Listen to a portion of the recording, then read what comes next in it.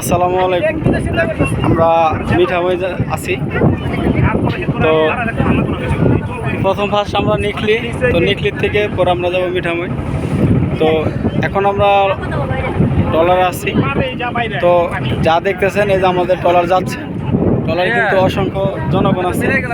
এখন আমি আমার কিছু ফ্রেন্ড সার্কেল যারা আছে তাদেরকে আমি এখন নিব, একটু সাক্ষাৎকার নিব।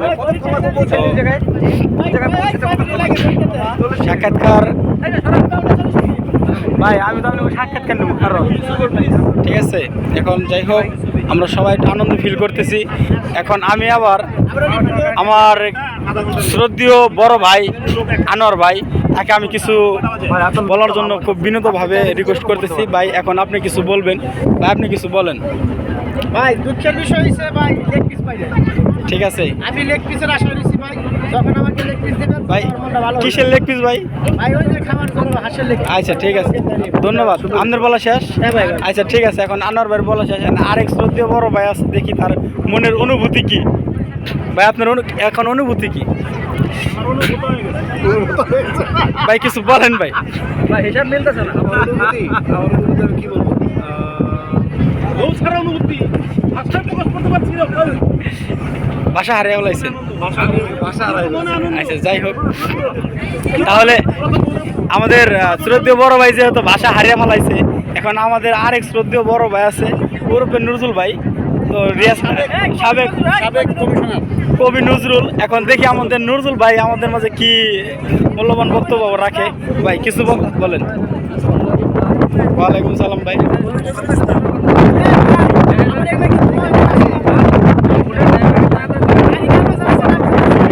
ঠিক আছে ভাই, ঠিক আছে।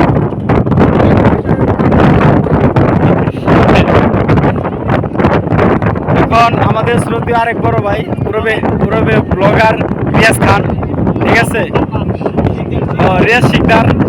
যাই হোক মিস্টেক হয়ে গেছে। এখন ভাই আপনি কিছু বলেন, আপনার অনুভূতি কি?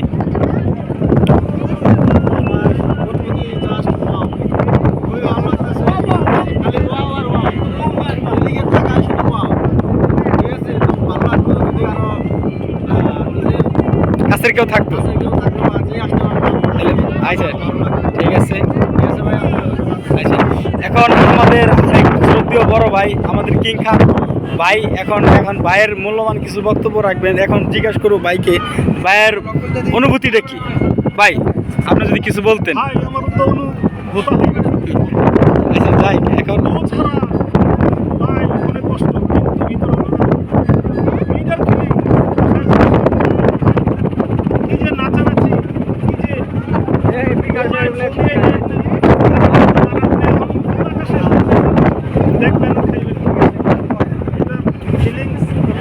ঠিক আছে ভাই, ধন্যবাদ আমাদের আরেক বড় ভাইকে তার মনের অনুভূতি বলার জন্য। এখন আর বেশি কিছু বলার নাই, কারণ আপনারা দেখতে পাচ্ছেন আমরা নদীপথে আছি, আমাদের ট্রলারটা যাচ্ছে। তো আমরা নদীপথ পার হচ্ছি, ঠিক আছে। আমাদের জন্য সবাই দোয়া রাখবেন। আল্লাহ হাফেজ।